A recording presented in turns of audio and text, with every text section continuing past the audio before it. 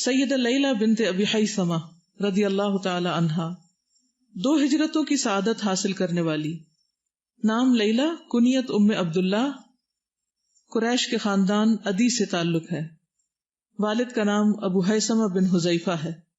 انہوں نے 2 ہجرتوں کی سعادت حاصل کی، پہلے حبشہ کی طرف اور پھر مدینہ منورہ کی طرف ہجرت کرنے کا اعزاز حاصل کیا. 2 قبلوں کی طرف نماز پڑھنے کی سعادت بھی انہیں حاصل ہے، اور یہ سارے سابقون الاولون کو حاصل ہے. عامر بن ربیعہ انزی سے شادی ہوئی اور پھر دونوں میاں بیوی حبشہ کی طرف ہجرت کر گئے. عامر بن ربیعہ جو تھے یہ حضرت عمر کے والد خطاب کے بہت چہیتے تھے، انہوں نے ان کو بیٹا بنا رکھا تھا. تو یہ حبشہ کی طرف ہجرت کر کے چلے گئے اور وہاں سے مدینہ منورہ کی طرف ہجرت کی. ان کے بھائی کا نام سلیمان بن ابی حیثمہ تھا. سیدہ لیلہ بنت ابی حیثمہ رضی اللہ عنہا حبشہ کی طرف ہجرت پر روانہ ہونے سے تھوڑی دیر پہلے عمر بن خطاب کے ساتھ اپنی گفتگو کی تفصیل کچھ اس انداز میں بیان کرتی ہیں. عمر بن خطاب اسلام قبول کرنے سے پہلے دارہ اسلام میں داخل ہونے والے مسلمانوں پر سب لوگوں سے زیادہ سخت رویے سے پیش آتے. جب ہم سرزمین حبشہ کی طرف روانگی کے لیے تیار ہوئے تو میرے پاس عمر بن خطاب آئے. یہ انہی کے خاندان سے تعلق رکھتی تھی، بنو عدی سے. میں اونٹ پر سوار ہو چکی تھی. اس نے کہا، اے ام عبداللہ کہاں جا رہی ہو؟ میں نے کہا، تم نے ہمیں دین اسلام قبول کرنے کی وجہ سے ظلم و ستم کا نشانہ بنا رکھا ہے. اب ہم اللہ کی زمین کے اس خطے پر جا کر آباد ہوں گے جہاں ہمیں اللہ تعالیٰ کی عبادت کرنے پر کسی قسم کی تکلیف نہ دی جائے گی. عمر نے میری بات سن کر کہا، اچھا، اللہ آپ کا حامی و ناصر ہو. اس نے میرے ساتھ کسی نوعیت کی بدسلوکی کا مظاہرہ نہیں کیا. مجھے یوں محسوس ہوا کہ اس کے دل میں ہمارے بارے میں نرمی پیدا ہو گئی ہے. میرے پاس میرا خامن عامر بن ربیعہ آیا اور میں نے اسے عمر بن خطاب کے نرم رویے کے بارے میں بتایا. تو میرے خامن نے میری بات سن کر کہا، کیا تم یہ امید رکھتی ہو کہ عمر اسلام قبول کرے گا؟ میں نے کہا، ہاں، مجھے تو یہی لگتا ہے وہ اسلام قبول کر لے گا. اس نے کہا، نہیں، یہ نہیں ہو سکتا. ایک اور روایت میں آتا ہے، اس نے کہا کہ عمر اس وقت تک اسلام قبول نہیں کرے گا جب تک اس کا گدھا قبول نہ کر لے. یعنی مطلب یہ ہے کہ گدھے نے تو کبھی کرنا ہی نہیں تو عمر بھی نہیں کریں گے. یہ ان کی آبزرویشن تھی، لیکن خاتون کی آبزرویشن مختلف تھی اور خاتون کی آبزرویشن بعد میں درست ثابت ہوئی. لیلہ بنت ابی حیثمہ کا اندازہ درست نکلا. تھوڑے ہی عرصے کے بعد اللہ تعالیٰ نے سیدہ لیلہ کی فراست کو سچ کر دکھلایا. جب عمر بن خطاب نے اسلام قبول کر لیا تو مسلمان کھلے عام مسجد حرام میں نماز پڑھنے لگے. اس سے پہلے مسلمان قریش اور جاسوسوں سے چھپ چھپ کے نماز ادا کیا کرتے. سیدنا عمر بن خطاب نے مدینہ منورہ کی طرف اعلانیہ طور پر ہجرت کی. وہ قریش کی مجلس میں آئے اور قریش کے سرداروں کو چیلنج کیا اور زوردار انداز میں دھمکی دیتے ہوئے کہا، اے سرداران قریش، میں مکہ چھوڑ کر مدینہ منورہ جا رہا ہوں. جس میں ہمت ہے مجھے جانے سے روکے. لیکن کسی کو یہ جرأت نہ ہوئی کہ اس کی راہ میں رکاوٹ بنے. سیدہ ام عبداللہ اپنے خامن اور اپنے بیٹے عبداللہ کے ہمراہ حبشہ کی طرف روانہ ہو گئی تاکہ وہاں پہنچ کر پورے سکون کے ساتھ اپنے رب کی عبادت کر سکیں. انہیں یہ دیکھ کر بہت خوشی ہوئی کہ حبشہ کے حکمران نجاشی نے اسلام قبول کر لیا ہے اور مہاجرین کو واپس لانے کے لیے قریش نے جو وفد بھیجا تھا اسے نجاشی نے خالی ہاتھ واپس بھیج دیا. قریش کی یہ منصوبہ بندی تھی کہ مہاجرین حبشہ کو واپس بلا کر یعنی مکہ میں ان کو ناقابل برداشت ظلم و ستم کا نشانہ بنایا جائے. لیکن قریش اپنے مقصد میں کامیاب نہ ہوئے. جب کافی عرصہ حبشہ میں رہنے کے بعد مہاجرین واپس مکہ معظمہ آئے اور انہیں پتہ چلا کہ رسول اللہ صلی اللہ علیہ وسلم مدینہ منورہ تشریف لے گئے ہیں تو یہ مہاجرین بھی مدینہ منورہ تشریف لے گئے. خاص طور پہ یاد ہوگا جعفر بن ابی طالب جو تھے، وہ غزوہ خیبر جب ہوا ہے اس میں فتح نصیب ہوئی تو اس وقت وہ پہنچے تھے. آپ صلی اللہ علیہ وسلم نے فرمایا، اب فتح خیبر ام قدوم جعفر، مجھے نہیں معلوم میں زیادہ خوش کس بات پر ہوں، خیبر کی فتح پر یا جعفر کے آنے پر. مدینہ منورہ میں نبی کریم صلی اللہ علیہ وسلم کبھی کبھار ان کے گھر تشریف لے جایا کرتے تھے. سنن ابو داؤد میں عبداللہ بن عامر کے حوالے سے روایت منقول ہے. فرماتے ہیں کہ میری والدہ نے ایک دن مجھے اپنے پاس بلایا جبکہ وہاں رسول اللہ صلی اللہ علیہ وسلم بھی ہمارے گھر میں تشریف فرما تھے. اس نے کہا، بیٹا آؤ میں تجھے ایک چیز دوں. رسول اللہ صلی اللہ علیہ وسلم نے پوچھا، تم اسے کیا دینا چاہتی ہو؟ میری والدہ نے کہا، میں اپنے بیٹے کو کھجور دینا چاہتی ہوں. رسول اللہ صلی اللہ علیہ وسلم نے فرمایا، اما انکی لو لم تعطیہ شیئا کتبت علیک کذبۃ، اگر تم اسے کچھ نہ دیتی تو تیرا جھوٹ لکھ دیا جاتا. مسند احمد کی ایک روایت میں ہے کہ عبداللہ بن عامر کہتے ہیں کہ ہمارے گھر رسول اللہ صلی اللہ علیہ وسلم تشریف لائے. میں بچہ تھا، کھیلنے کے لیے گھر سے باہر جانے لگا تو میری والدہ نے مجھے آواز دی، عبداللہ میرے پاس آؤ، میں تمہیں کچھ دوں. رسول اللہ صلی اللہ علیہ وسلم نے میری والدہ سے پوچھا تم اسے کیا دینا چاہتی ہو؟ اس نے کہا میں اسے کھجور دوں گی۔ آپ نے فرمایا اگر تم نے اسے کچھ نہ دیا تو یہ تیرا جھوٹ لکھ دیا جائے گا۔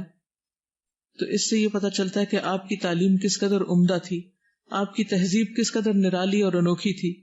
لیکن یہ تعجب کی بات نہیں، کیونکہ آپ کے رب نے آپ کو یہ آداب سکھلائے تھے۔ آپ کی تادیب و تہذیب پر ہم سب قربان۔ سیدنا عامر کا خاندان اللہ اور رسول صلی اللہ علیہ وسلم کا زندگی بھر وفادار رہا، یہاں تک کہ کنبے کے سارے افراد وفات پا کر اللہ کو پیارے ہو گئے۔ اللہ ان سب پر رحم فرمائے اور انہیں اپنے فضل و کرم سے نوازے۔ کیا سیکھا آپ نے اس واقعے سے؟ ہم بعض اوقات لوگوں کے بارے میں بہت زیادہ ججمنٹل ہوتے ہیں کہ یہ تو یہ کر ہی نہیں سکتا، اور اس کو بات بتانی یہ تو بہت سخت ہے، اور جب ہم ان سے بات کرتے ہیں تو بعد میں پتہ چلتا ہے کہ اتنا ہی نرم ہے۔ تو واقعی ہم بہت ججمنٹل ہوتے ہیں لوگوں کے بارے میں۔ سر میں یہ کہنا چاہ رہی تھی کہ جو لیڈیز کا ایموشنز فیل کرنے کا سینسٹیوٹی لیول ہوتا ہے وہ جینٹس سے بہت ہائی ہوتا ہے۔ وہ چیز جو ان کے ہسبینڈ نے فیل نہیں کی انہوں نے بہت جلدی پک کر لی۔ تو میں یہ فیل کر رہی تھی کہ واقعی میں ہم جب دیکھیں کسی کا دل نرم ہے اسلام کی، فوراً اسے دعوت دے دیں یا اس کو کوئی اچھی بات بتا دیں جسے وہ ایکسیپٹ کر لے، کیونکہ واقعی میں ایموشنز کو کبھی کبھی جینٹس بالکل اگنور کر جاتے ہیں، اور اس بات پہ اکثر لڑکیاں رو رہی ہوتی ہیں، سمجھ نہیں پا رہے ہوتے۔ وہ جیسے بچہ رو رہا ہے تو ان کو نہیں سمجھ آئے گی کہ بچہ کیوں رو رہا ہے، اور اس کو پیار سے سمجھانا، یہ بہلانا ہے۔ الٹا کبھی کبھی غصہ بھی ہوتے ہیں، اس کو چپ کراؤ، یہ رو کیوں جا رہا ہے، تو اس وجہ۔ لیکن مائیں بالکل بھی اس طرح نہیں فوراً سمجھ جاتی ہیں، کبھی کہتی ہیں ان کے کان میں درد ہے، کبھی کہتی ہیں ان کے پیٹ میں درد ہے، حالانکہ بچے خود کچھ بھی نہیں بتاتے، صرف ان کے ایکشنز دیکھ کر کہ وہ کان چھو رہا ہے بار بار یا پیٹ میں کچھ ہو رہا ہے۔ تو یہ اللہ سبحانہ وتعالیٰ نے خاص صلاحیت عورت کو دی ہے، الحمدللہ، اس کو اللہ کے راستے میں استعمال کرنا چاہیے۔ واقعی جب دیکھے دل نرم ہے اچھی بات کر دیں۔ بالکل۔ یہ پہلی سوار مہاجرہ تھی۔ عبداللہ بن عامر بن ربیعہ کہتے ہیں کہ کوئی اونٹ سوار عورت لیلہ بن ابی حیثمہ سے پہلے مدینہ نہیں آئی، انہوں نے میرے ساتھ ہجرت کی تھی، یعنی اپنے بیٹے کے ساتھ۔ عامر بن ربیعہ جو ان کے شوہر تھے مہاجرین الاولین میں سے تھے، عمر رضی اللہ تعالیٰ عنہ سے پہلے اسلام قبول کیا اور 2 ہجرتیں کی۔ رسول اللہ صلی اللہ علیہ وسلم کے ساتھ بدر سمیت تمام غزوات میں شریک ہوئے۔ محمد بن اسحاق کہتے ہیں کہ سب سے پہلے مدینہ میں مہاجر بن کر ابو سلمہ داخل ہوئے، پھر عامر بن ربیعہ، یعنی ہجرت میں بھی پہل کی انہوں نے۔ واقدی کہتے ہیں کہ عامر بن ربیعہ بہت پہلے مسلمان ہو گئے تھے، جبکہ ابھی رسول اللہ صلی اللہ علیہ وسلم دار ارقم میں داخل بھی نہ ہوئے تھے، یعنی بہت اولین مسلمانوں میں سے تھے، اور وہاں ابھی تبلیغ بھی شروع نہیں کی گئی تھی، یعنی اتنے پہلے سے مسلمان ہو گئے تھے۔ پھر باجماعت نمازوں کا اہتمام کرتے۔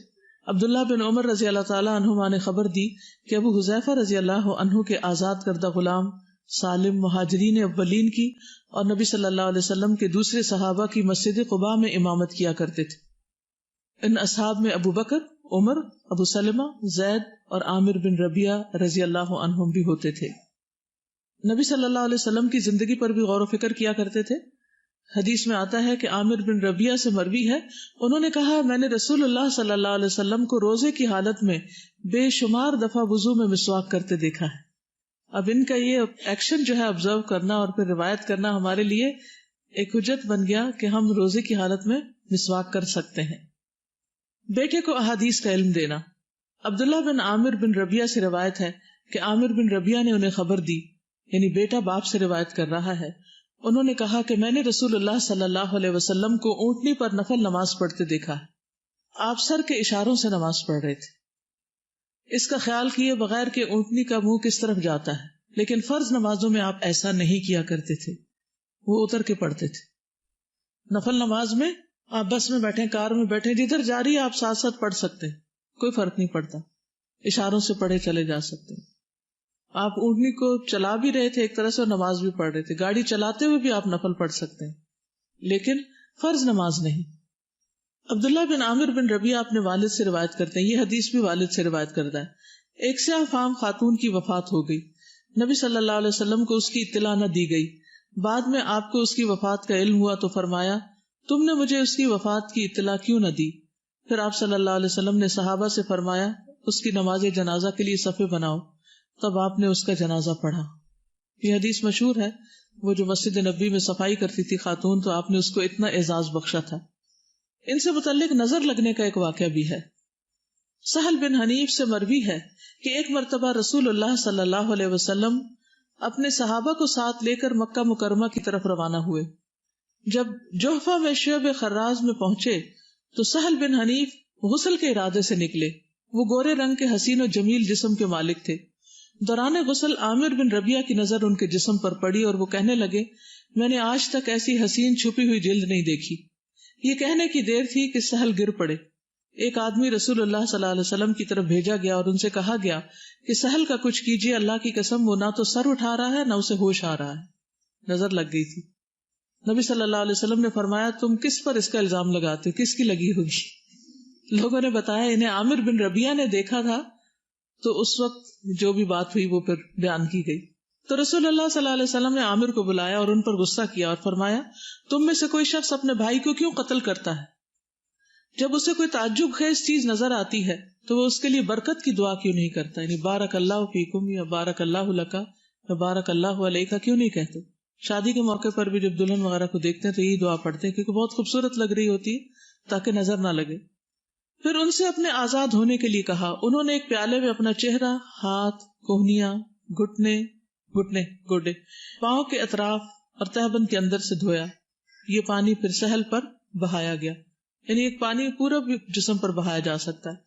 یعنی پھر وہ پانی حضرت سہل پر بہایا گیا. اس طرح کے ایک آدمی نے ان کے سر پہ پانی ڈالا اور پیچھے سے کمر پر ڈالا.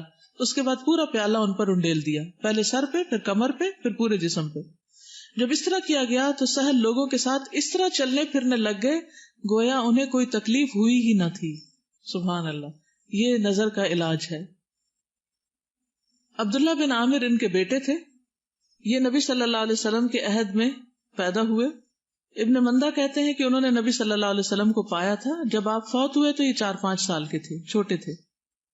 اور جب ان کی امی نے ان کو کچھ دینے کے لیے بلایا تھا تو اس وقت بھی یہ چھوٹے تھے. عبداللہ بن عامر بن ربیعہ اپنے والد سے روایت کرتے ہیں کہ ہم ایک سفر میں رسول اللہ صلی اللہ علیہ وسلم کے ہمراہ تھے کہ آسمان پر بادل چھا گئے اور قبلے کی سمت معلوم نہ ہوئی. ہم اندازے سے نماز پڑھنے لگے اور زمین پر نشان لگا لیے. جب سورج طلوع ہوا تو معلوم ہوا کہ ہم نے قبلے کے سوا کسی اور طرف نماز پڑھی. ہم نے نبی صلی اللہ علیہ وسلم سے یہ واقعہ بیان کیا تو اللہ تعالیٰ نے یہ آیت نازل کر دی فَأَيْنَمَا تُوَلُّوا فَثَمَّ وَجْهُ اللَّهِ. یعنی اگر کبھی ایسا ہو جائے کہ آپ سفر میں ہوں اور بادل ہوں اور قبلہ کا پتہ نہ چلے اور بعد میں سورج نکلے تو پتہ چلے تو پہلی نماز ہو گئی، کیونکہ تم جدھر بھی رخ کرو ادھر اللہ ہی کا چہرہ ہے. نماز دہرانے کی ضرورت نہیں ہے. عبداللہ بن ربیعہ بن عامر نے خبر دی کہ میں نے عائشہ رضی اللہ تعالی عنہا سے سنا آپ بیان کرتی تھی کہ نبی صلی اللہ علیہ وسلم نے ایک رات بیداری میں گزاری. مدینہ پہنچنے کے بعد آپ نے فرمایا کاش میرے اصحاب میں سے کوئی ایسا ہو جو رات بھر ہمارا پہرا دے. اب یہی باتیں ہو رہی تھی کہ ہم نے ہتھیار کی جھنکار سنی. آپ نے دریافت فرمایا یہ کون صاحب ہے، یعنی آنے والے کون ہے؟ میں نے کہا سعد بن ابی وقاص، آپ کو پہرا دینے کے لیے حاضر ہوا ہوں. پھر نبی صلی اللہ علیہ وسلم سو گئے. پھر بعد میں اللہ سبحانہ وتعالیٰ نے آپ کی حفاظت کا ذمہ لیا اور سارے پہرہ دار ہٹا دیے گئے تھے. پھر اسی طرح ایک اور روایت آتی ہے حارثہ بن نعمان سے، اور اس کو بھی روایت کرتے ہیں یہ صغیر صحابہ یعنی عبداللہ بن عامر، کہ ایک مرتبہ میں رسول اللہ صلی اللہ علیہ وسلم کے پاس سے گزرا. نبی صلی اللہ علیہ وسلم کے ساتھ جبریل بھی تھے جو مسجد کے بالمقابل المقاعد نامی جگہ پر بیٹھے ہوئے تھے. میں نے انہیں سلام کیا اور آگے بڑھ گیا. جب میں واپس آیا تو نبی صلی اللہ علیہ وسلم واپس جا رہے تھے. انہوں نے پوچھا کیا تم نے اس آدمی کو دیکھا تھا جو میرے ساتھ تھا؟ میں نے عرض کیا جی ہاں. آپ نے فرمایا وہ جبریل تھے اور انہوں نے تمہارے سلام کا جواب دیا تھا. تو اس سے کیا پتہ چلتا ہے کہ ان صحابہ کے بچوں نے آگے احادیث بھی روایت کی، کیونکہ جب انسان کا خود اپنا رجحان دین کی طرف ہوتا ہے تو پھر وہ اولاد کی بھی فکر کرتا ہے اور اولاد کو بھی اس کام کے لیے تیار کرتا ہے. اللہ تعالی ہمیں بھی توفیق عطا فرمائے. وآخر دعوانا ان الحمد للہ رب العالمین. سبحانک اللہم وبحمدک اشہد ان لا الہ الا انت استغفرک واتوب الیک. السلام علیکم ورحمۃ اللہ وبرکاتہ. الا انت استغفرک واتوب الیک. السلام علیکم ورحمۃ اللہ وبرکاتہ.